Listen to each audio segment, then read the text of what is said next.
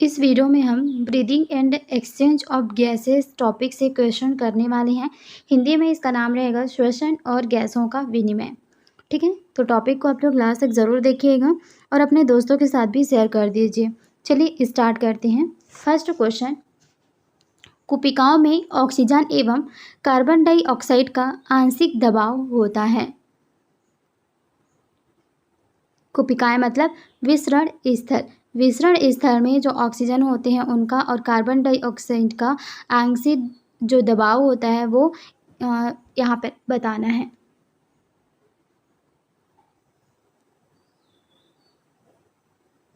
तो देखिए, इसको याद ही रखना पड़ेगा। कौन सा इसका आंसर हो जाएगा? Option number D. डी इस क्वेश्चन का आंसर हो जाएगा। नेक्स्ट है, तो देखिए यहाँ पर नेक्स्ट क्वेश्चन है, कुपिकाओं में ऑक्सी हीमोग्लोबिन बनने के लिए अनुकूल परिस्थितियों का चयन कीजिए। तो हम लोग थोड़ा सा ऊपर रख लेते हैं क्योंकि क्वेश्चन दिखेगा नहीं। देखिए,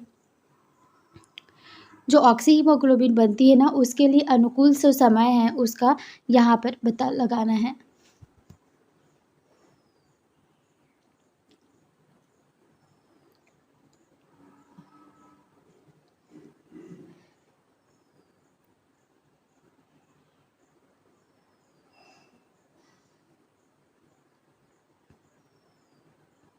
तो देखिए, इस क्वेश्चन का जो आंसर हो जाएगा ये क्या है?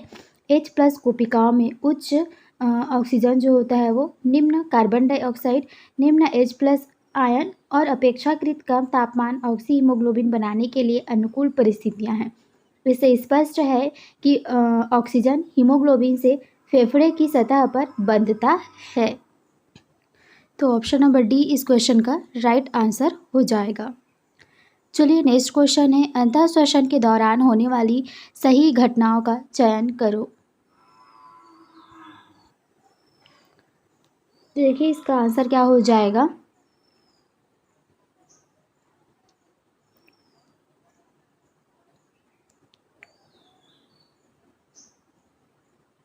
इसमें देखिए, अंतःश्वसन डायफ्राम के संकुचन से प्रारंभ होता है जो कि अग्र पश्च अक्ष में वक्ष गुहा का आयतन बढ़ा देता है। बाह्य अंतरापर्श्व पेशियों का संकुचन पसलियों और अरोस्थि को ऊपर उठा देता है जिससे पृष्ठाधार अक्ष में वक्ष गुहा कक्ष का आयतन बढ़ जाता है। वक्ष गुहा के आयतन में किसी प्रकार से भी हुई वृद्धि के कारण फुसफुस के आयतन में भी समान वृद्धि होती है। यह समान तरह की वृद्धि फुफ्फुसी दाब को वायुमंडलीय दाब से कम कर देती है जिससे बाहर की वायु बलपूर्वक फेफड़ों के अंदर आ जाती है। तो इस क्वेश्चन का जो आंसर है वो क्या हो जाएगा? ऑप्शन नंबर डी हो जाएगा, 1 और 3। तो यहाँ पर देखिए, ये दोनों ऑप्शन आपका राइट है। फुसफुस का आयतन कम हो जाता है, गलत है। फुसफुस का आयतन जो है वो बढ़ जाता है और दाब क्या होता है? कम हो जाता है। इसलिए ये दोनों रॉन्ग हो जाएगा और ऊपर के दोनों सही हो जाएंगे। चलिए नेक्स्ट क्वेश्चन है, ऑक्सीजन के परिवहन के संदर्भ में गलत कथन को पहचानो।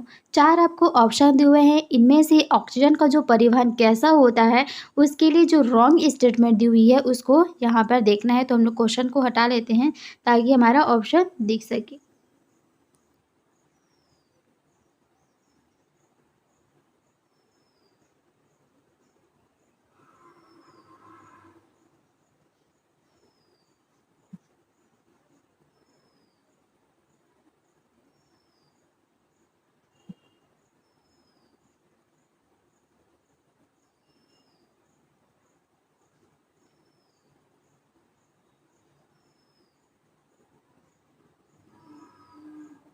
तो देखिए, यहाँ पर इस क्वेश्चन का जो आंसर है वो क्या होगा?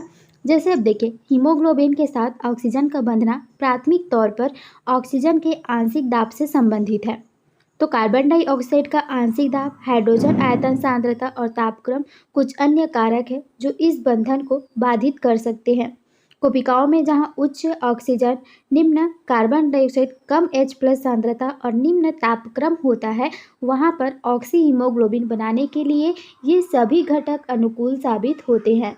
जबकि ऊतकों में निम्न ऑक्सीजन तथा उच्च कार्बन डाइऑक्साइड, उच्च H+ सांद्रता और उच्च तापक्रम की स्थितियां ऑक्सी हीमोग्लोबिन से ऑक्सीजन के वियोजन के लिए अनुकूल होती है।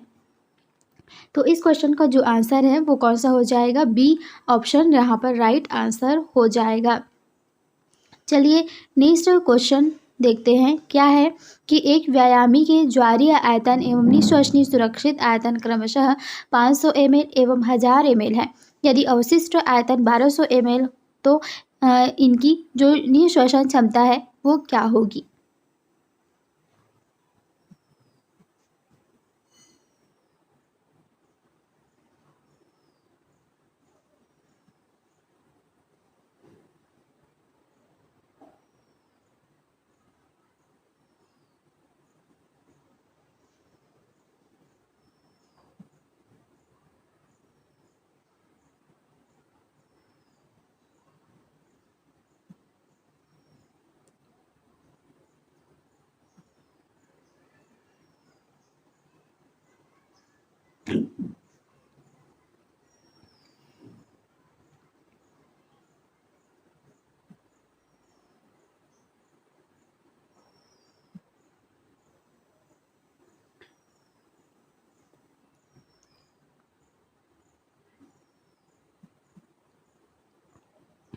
तो यहाँ पर देखिए क्या हो जाएगा इसका आंसर हो जाएगा। अब देखिए निःश्वसन क्षमता जिसको कि अंतः श्वसन उपरांत वायु की कुल मात्रा जिसे एक व्यक्ति निःश्वसित कर सकता है, इसमें ज्वारीय आयतन तथा अंतः श्वसन सुरक्षित आयतन सम्मिलित होते हैं। तो यहाँ पर देखिए कितना हो जाएगा 500 और यहाँ पर 1000 मिलकर 1500 ml। तो 1500 ml इसकी क्षमता होगी। नेक्स्ट क्वेश्चन है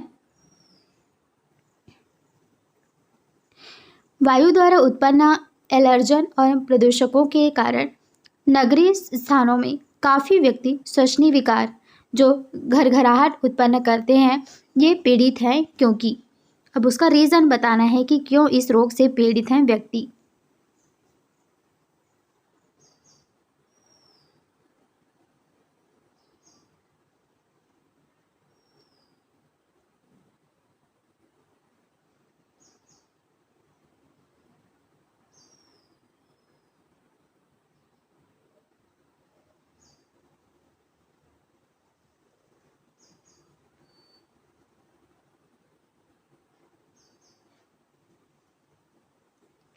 तो देखिए इसका क्या हो जाएगा।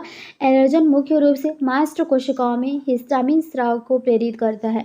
ब्रोंकियल अस्थमा के मुख्य लक्षण खांसी, श्वसन लेने में कठिनाई, घरघराहट आदि है क्योंकि श्वसनीय और श्वसनिकाओं में शोध होता है। तो इस क्वेश्चन का जो आंसर है वो कौन सा हो जाएगा? आंसर हो जाएगा श्वसनीय एवं श्वसनिकाओं का इन्फ्लेमेशन। नेक्स्ट है निम्नलिखित में से कौन सा विकल्प क्रमशः दमा और वात स्फीति में फेफड़ों की दशा को उचित रूप से दर्शाता है?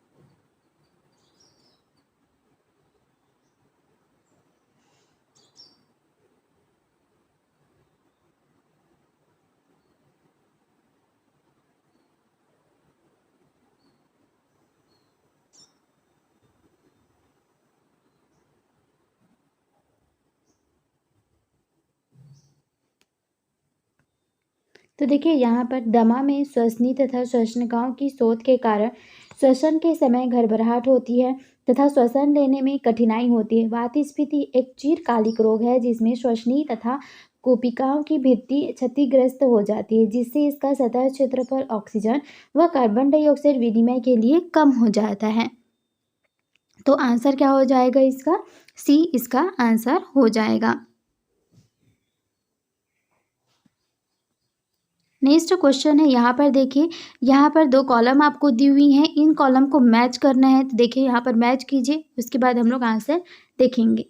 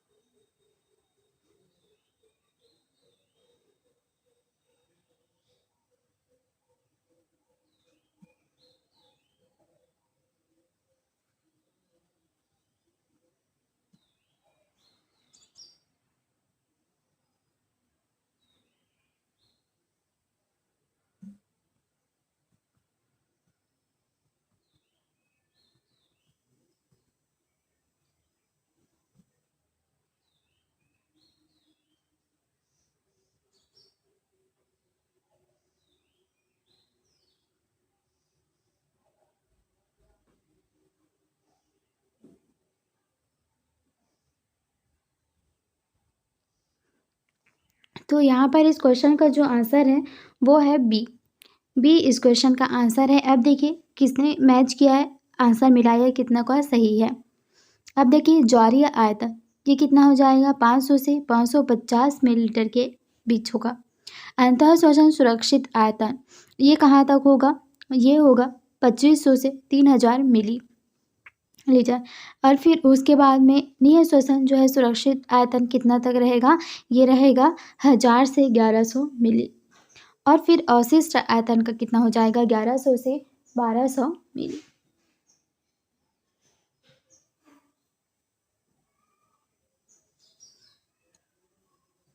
नेक्स्ट है, निम्नलिखित में से व्यावसायिक श्वसन विकार का उदाहरण क्या है।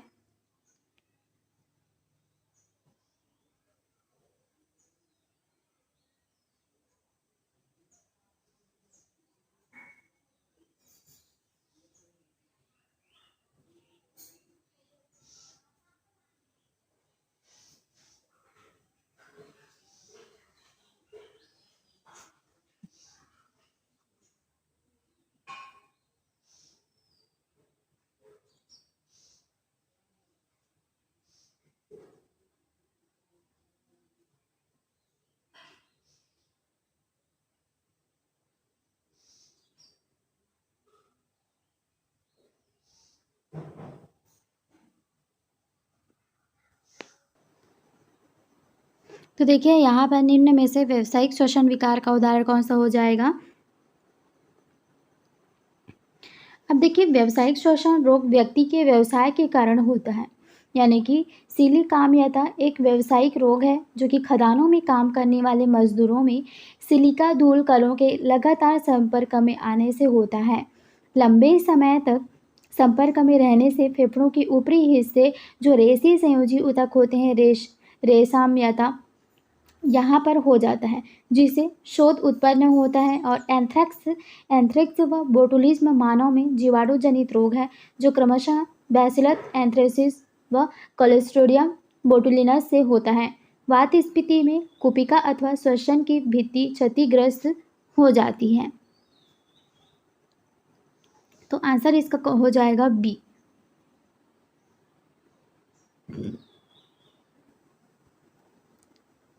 नेक्स्ट क्वेश्चन देखिए, फेफड़े हवा से भरे हुए कोश कुपिकाओं के बने होते हैं। बलपूर्वक निःश्वसन के बाद भी ये किस कारण से पूर्णतः नहीं सिकुड़ते हैं।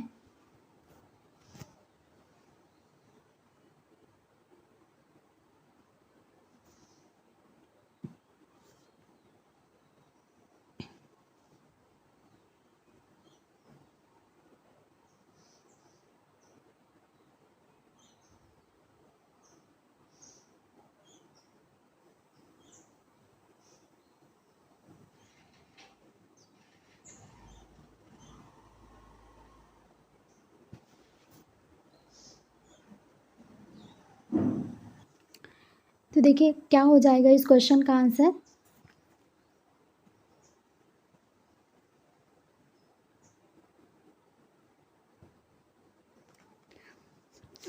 वायु का वह आयतन जो फेफड़ों से बलपूर्वक निःश्वसन के बाद रह जाता है, यह अवशिष्ट आयतन कहलाता है। ठीक है, ऐसा वायु का आयतन जो कि फेफड़े से बलपूर्वक एक्सपायरेशन या फिर निःश्वसन के बाद रह जाता है, वो अवशिष्ट आयतन या फिर रेसिडुअल वॉल्यूम कहलाता है। अधिकतम निःश्वसन के बावजूद अवशिष्ट वायु से फेफड़े गैसीय विनिमय लगातार करते रहते हैं। इसी कारण फेफड़े बलपूर्वक निःश्वसन के बाद भी पूर्णतः सिकुड़ते नहीं हैं। तो कौन सा इसका आयतन हो जाएगा? ऑप्शन नंबर ए इस क्वेश्चन का आंसर हो जाएगा।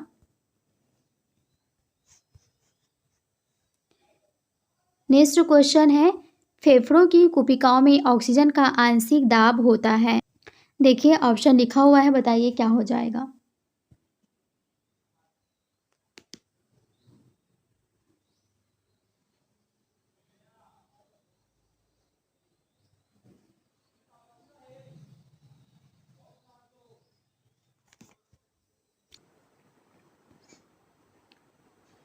तो यहाँ पर देखिए ऑक्सीजन का आंशिक दाब कुपिकाओं में 104 mm यहाँ पर Hg होता है। इसमें से 40 mm Hg अनऑक्सीजित रक्त में और 95 mm Hg जो होता है ऑक्सीजनित रक्त में होता है।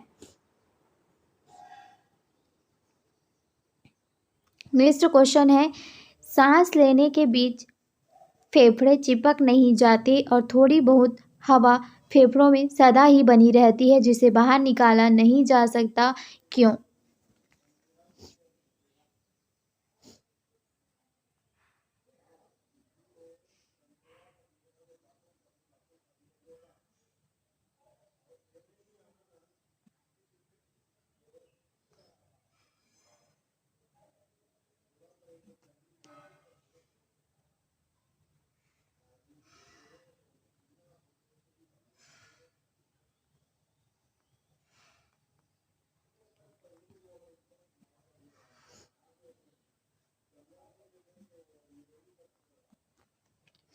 तो यहाँ पर देखिए ऑप्शन नंबर डी इस क्वेश्चन का आंसर हो जाएगा कि ऋणात्मक अंतः फुसफुस दाब होता है जो फेफड़ों की भित्तियों को एक दूसरे से दूर खींचता है। नेक्स्ट है, रुधिर के पीएच में होने वाली कमी का कारण।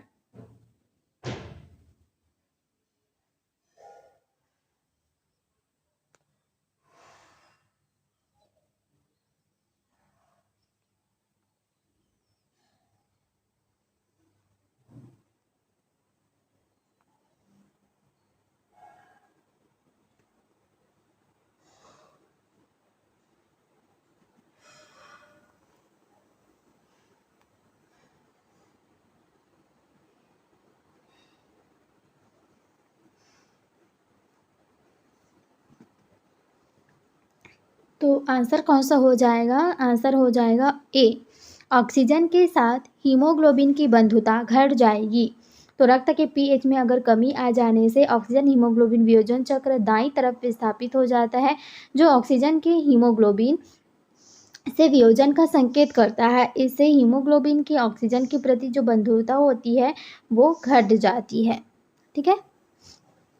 नेक्स्ट, धूम्रपान करने के कारण प्रधानतः उत्पन्न होने वाले दीर्घकालीन श्वसन विकार का नाम बताइए।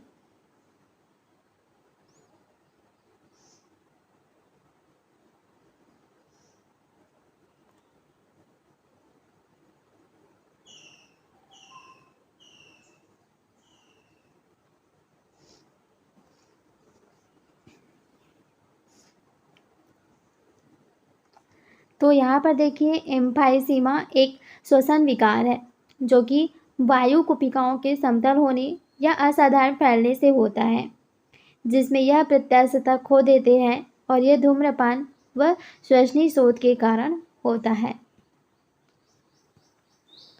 तो आंसर हो जाएगा ऑप्शन नंबर सी। नेक्स्ट है, अस्थमा का कारण क्या होता है?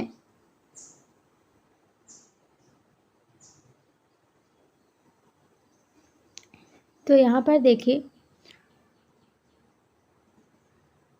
अस्थमा एक एलर्जी की स्थिति है जिसमें फेफड़ों की श्वसनिकाओं के चारों ओर के ऊतकों में सूजन होने से श्वसनिकाओं पर दबाव पड़ता है, जिसमें श्वसन लेने में कठिनाई होती है।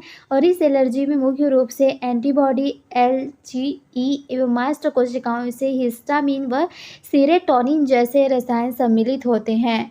मास्ट कोशिकाओं में फिर से सुनिए हिस्टामिन व सेरोटोनिन जैसे जो रसायन होते हैं ये सम्मिलित होते हैं। तो इस क्वेश्चन का आंसर हो जाएगा डी। नेक्स्ट क्वेश्चन है यहाँ पर, उस फुसफुसीय रोग का नाम बताइए जिसमें कुपिकीय भित्तियों के क्षत हो जाने के कारण गैस विनिमय में शामिल कुपिकाएं सतही क्षेत्र बहुत अधिक कम हो जाता है।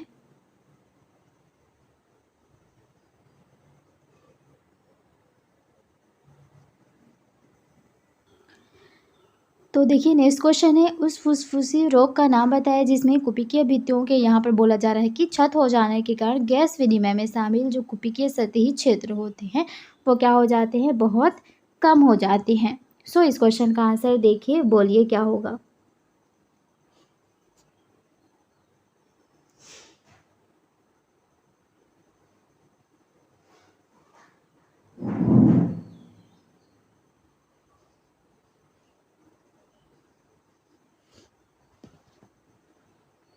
तो आंसर इसका हो जाएगा ऑप्शन नंबर ए, वात स्फीति। नेक्स्ट क्वेश्चन है, रक्त द्वारा अवशोषित कार्बन डाइऑक्साइड का लगभग 70% भाग का फेफड़े तक परिवहन कैसे होता है।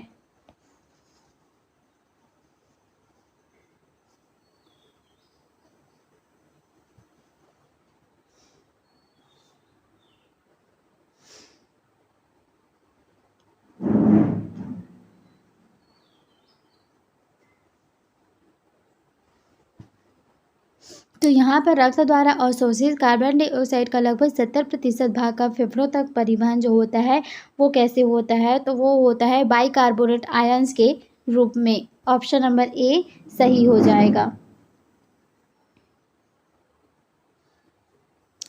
नेक्स्ट क्वेश्चन है यहाँ पर, चित्र में श्वसन मानव श्वसन तंत्र का एक आरेखीय दृश्य दर्शाया गया है जिसमें 4 नामांकन आपको दी हुई हैं, ए बी सी डी। अंग का सही पहचान के साथ साथ उसके प्रमुख कार्य अथवा विशिष्टता के विकल्प को चुनिए, यानी कि उसका जो क्या काम है या उसकी जो भी विशिष्ट है उसको यहाँ पर पिक करना है। तो देखिए पहले हम लोग देखते हैं ए बी तक का, फिर उसके बाद सी और डी का देखेंगे क्योंकि सारा क्वेश्चन एक साथ आएगा नहीं।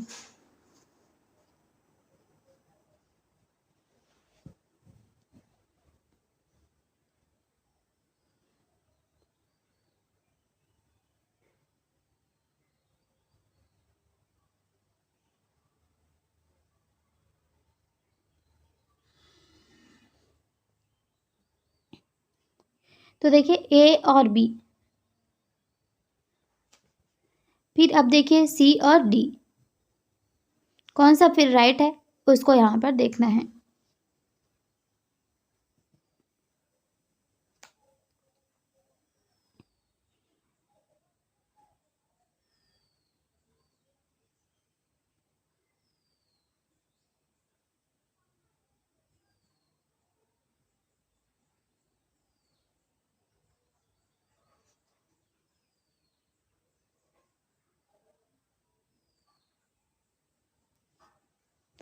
अब देखिए यहाँ पर,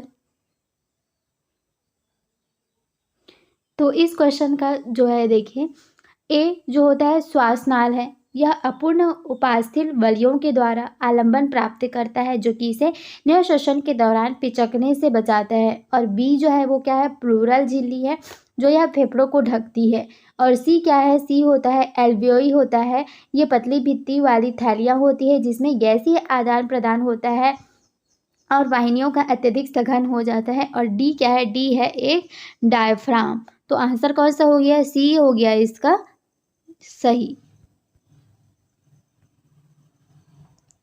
नेक्स्ट है, मानव में श्वसन के संबंध में निम्नलिखित में से कौन सा एक कथन है जो कि सही है।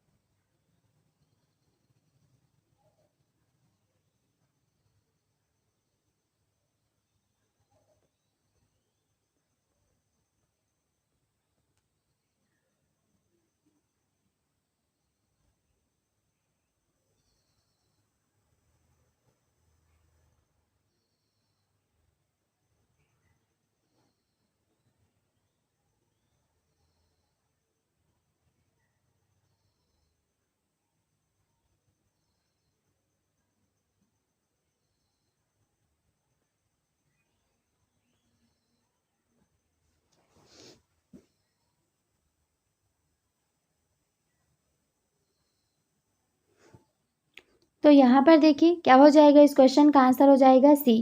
कुछ उद्योग विशेषकर जो पत्थर तोड़ने या पीसने से संबंधित हैं, इनमें अत्यधिक धूल उत्पन्न होता है। तो अत्यधिक धूल उत्पन्न तो होता ही है, फिर उसके बाद क्या होता है इसमें, जिसमें शरीर की प्रतिरक्षा क्रियाविधि परिस्थिति का पूर्ण सामना नहीं कर पाती तथा लगातार संपर्क में रहने से शोथ हो सकता है। इसके परिणाम स्वरूप फाइब्रोसिस हो जाता है तथा इससे फिर जो फेफड़ों की गंभीर क्षति हो जाती है। इन उद्योगों के कर्मचारियों को रक्षात्मक मास्क पहनना चाहिए।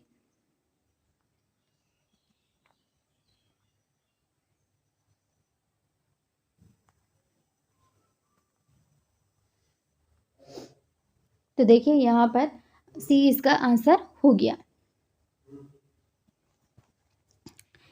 नेक्स्ट क्वेश्चन है, ऐसे लोग जो मैदानी इलाकों में रहने वाले हैं अगर लगभग पिछले 6 महीनों से रोहतांग दर्रे के निकटवर्ती क्षेत्रों में जाकर रह रहे हैं तो उनके साथ क्या होने वाला है। मतलब जैसे कि हम लोग बोल सकते हैं, हम लोग यहाँ पर मैदानी क्षेत्र में रह रहे हैं और हम लोग अचानक से रोहतांग दर्रे के निकट चले जाएं, तो जैसे कि वहाँ पर जो बर्फीली एरिया रहता है तो हमारे साथ क्या होने वाला है, इस 4 ऑप्शन में से चूज कीजिए।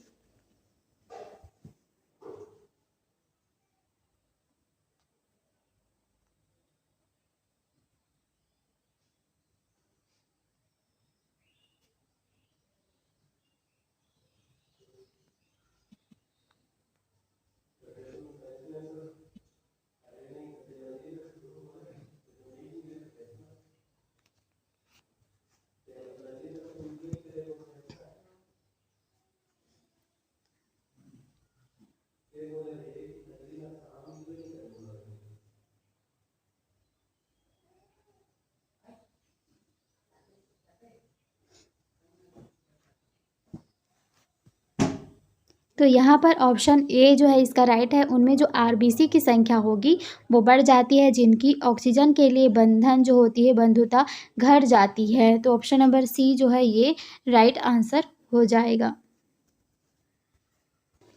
नेक्स्ट यहाँ पर क्वेश्चन है, नीचे दिए जा रहे चित्र में मानव फेफड़ों का छोटा सा भाग दिखाया गया है। अब इस भाग के बारे में देखिए, जिसमें गैसों का विनिमय होता है।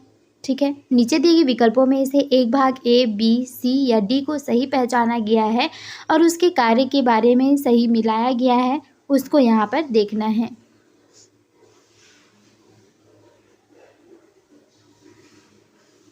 यहाँ से देखिए,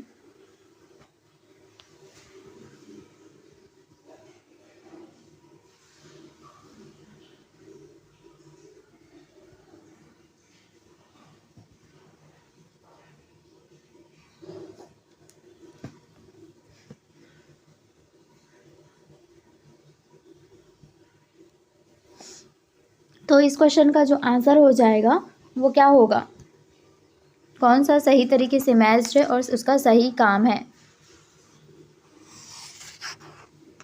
तो वो हो जाएगा बी।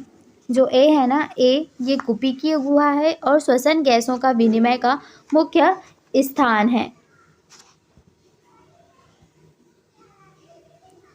नेक्स्ट क्वेश्चन है, मानव में देह ऊतकों द्वारा ग्रहण किए जाने के बाद भी ऑक्सीजन का एक बड़ा अंश बिना उपयोग हुए रक्त में बचा रह जाता है और यह ऑक्सीजन क्या करता है, देखिए।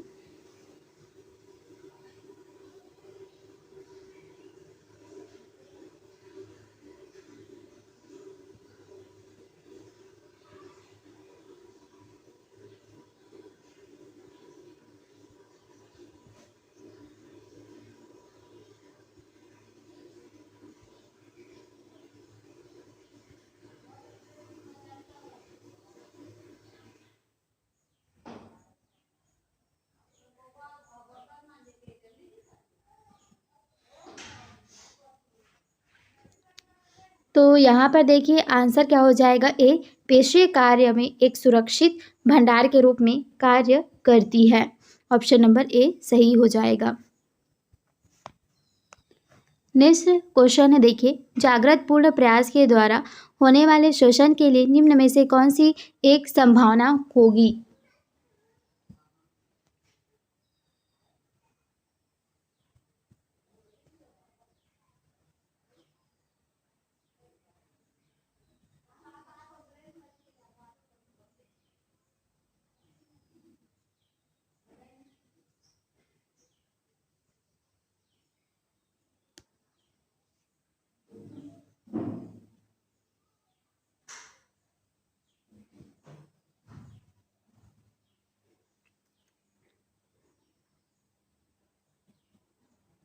तो यहाँ पर क्या हो जाएगा इस क्वेश्चन का आंसर? अब ऑप्शन नंबर सी, कोई व्यक्ति नाक व मुख दोनों को बंद रखने के बाद यूस्ट्रेकियल नलिकाओं से वायु बाहर निकाल सकता है। नेक्स्ट है, देह ऊतक से निकलने वाली कार्बन डाइऑक्साइड रक्त में किस रूप में उपस्थित होती है?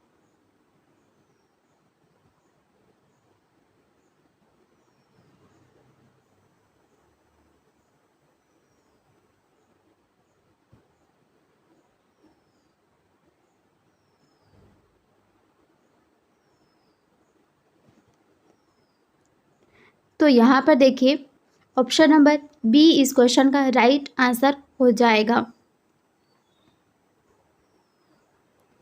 यहाँ पर ऊतक स्थल जहाँ पर कैटाबॉलिज्म के कारण कार्बन डाइऑक्साइड का आंशिक दाब अधिक होता है, वहाँ की कार्बन डाइऑक्साइड जो होती है रुधिर में विसरित हो जाती है, जिससे यहाँ पर बाइकार्बोनेट जो आयन होते हैं ये तथा H+ निर्मित होते हैं।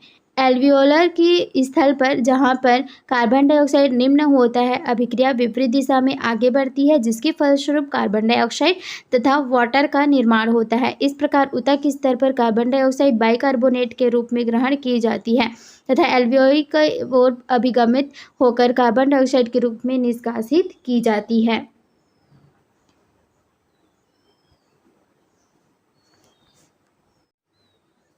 नेक्स्ट क्वेश्चन है, नीचे दिया जा रहे आंकड़ों में सामान्य वयस्क मानव की 4 श्वसन क्षमताएं दी गई हैं। यहाँ पर उनकी श्वसन क्षमताओं को मैच करना है।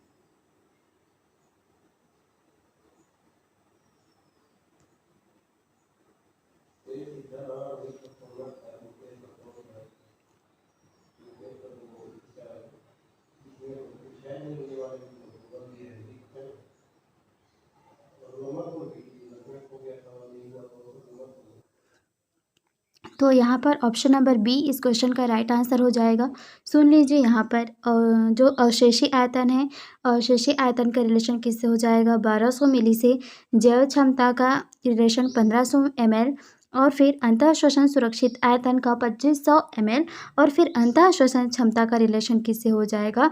3500 ml से। नेक्स्ट है, मानव में आरबीसी के विषय में क्या सही है?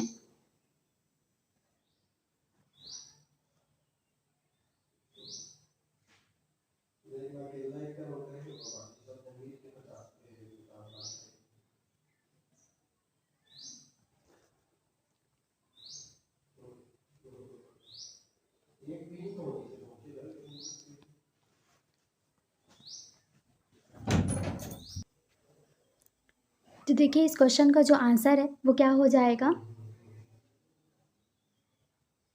लगभग 20 से 25% कार्बन डाइऑक्साइड आरबीसीज के द्वारा ले जाई जाती है, जबकि 70% प्लाज्मा में बाइकार्बोनेट के रूप में लगभग 7% कार्बन डाइऑक्साइड जो होती है वो अघुलनशील अवस्था में प्लाज्मा में जाती है, और फिर करीब 97% O2 या फिर ऑक्सीजन रक्त के आरबीसी से ले जाई जाती है, और लगभग 3% ऑक्सीजन जो होता है घुलनशील अवस्था में प्लाज्मा के द्वारा ले जाया जाता है। तो आंसर कौन सा हो जाएगा? डी आंसर हो जाएगा।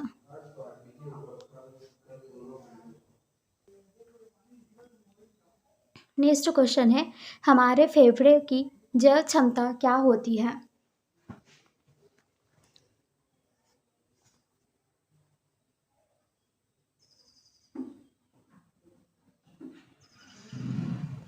तो हमारे फेफड़ों की जो जैव क्षमता होती है वो क्या होती है? तो जैव क्षमता जो होता है, वाइटल कैपेसिटी जिसको बोलते हैं, ये वायु का वह अधिकतम आयतन जो एक व्यक्ति के द्वारा बलपूर्वक निःश्वसन के बाद अंतःश्वसित किया गया हो, या वायु का वह अधिकतम आयतन जो एक व्यक्ति के द्वारा बलपूर्वक अंतःश्वसन के बाद निःश्वासित किया गया हो। फेफड़ों की कुल क्षमता TLC जैव क्षमता प्लस अवशिष्ट क्षमता कहलाती है। तो ऑप्शन बी इस क्वेश्चन का सही आंसर हो जाएगा। नेक्स्ट है, मानव भ्रूण के हीमोग्लोबिन में इसके बारे में बताना है।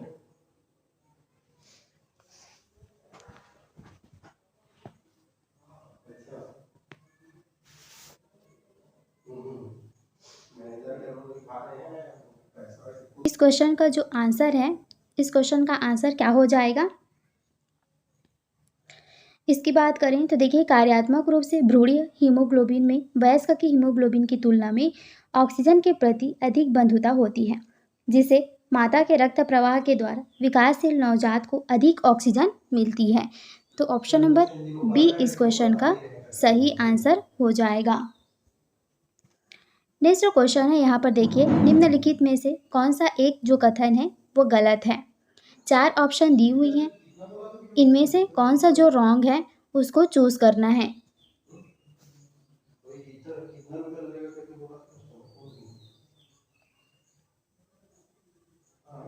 तो देखिए, यहाँ पर अगर बात करें, कीटों का परिसंचरण तंत्र क्या होता है? खुला रहता है, यह भी याद रखिएगा, जिसके द्वारा रुधिर स्वतंत्र रूप से कार्य गुहा के माध्यम से प्रवाहित होता है।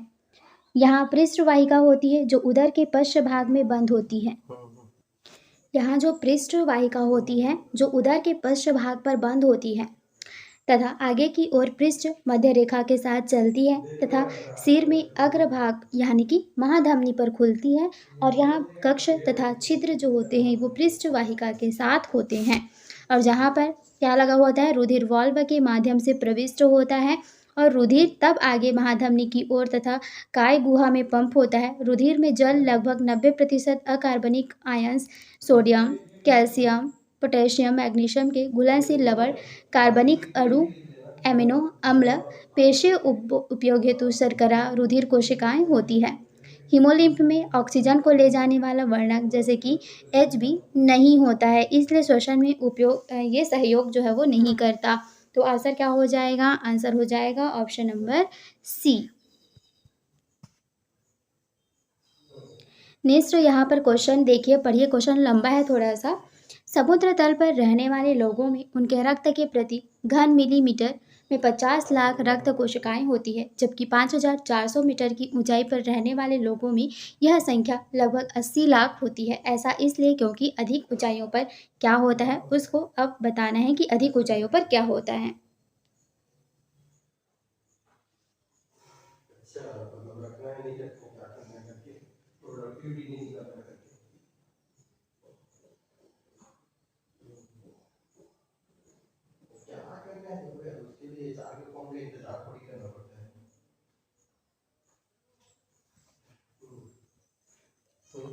तो इस क्वेश्चन का जो आंसर है वो क्या हो जाएगा? देखिए, ऊंचाई पर वायु की संरचना लगभग समुद्री स्तर पर स्थित वायु की संरचना के समान होती है, किंतु वायु का घनत्व धीरे धीरे कम होता है। इससे जो धमनियाँ होती है वो ऑक्सीजन कम होता है उसमें। फिर उसके बाद ऊंचाई के साथ यहाँ पर जटिल अवस्थाओं में मानव शरीर में परिस्थितियाँ अनुकूल हो जाती हैं।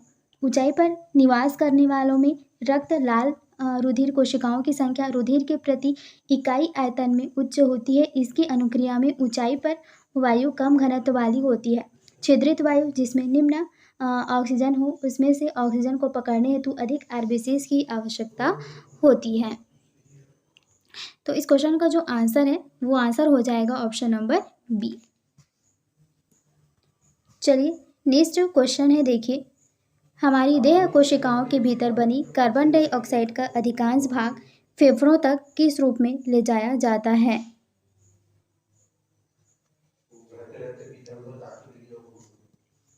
तो हमारी देह तक कोशिकाएं के भीतर बनी कार्बन डाइऑक्साइड का अधिकांश भाग फेफड़ों तक किस रूप में ले जाया जाता है? तो वो हो जाएगा बाइकार्बोनेट्स के रूप में ले जाया जाता है। मैंने 2 बार इसका बता दिया है एक्सप्लेनेशन, तो आप डायरेक्ट याद रखिए बाइकार्बोनेट के रूप में। नेक्स्ट क्वेश्चन है, किसी एक रोगी के रक्त विश्लेषण में कार्बोक्सी हीमोग्लोबिन की मात्रा असाधारण रूप से ज़्यादा पाई गई। इस प्रेक्षण से आप निम्नलिखित में से किस एक निष्कर्ष को सर्वाधिक संभव मानेंगे? तो यहाँ पर देखिए, जो कार्बन मोनोऑक्साइड होती है ये ऑक्सीजन की तुलना में 200 गुना अधिक होती है, और ये अपेक्षाकृत एक अधिक स्थायी यौगिक कार्बोक्सी हीमोग्लोबिन बनाती है।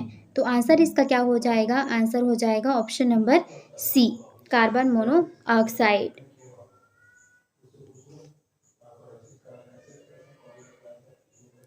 नेक्स्ट क्वेश्चन है, जब रक्त में कार्बन डाइऑक्साइड का सांद्रण बढ़ जाता है तब सांस लेना क्या होता है?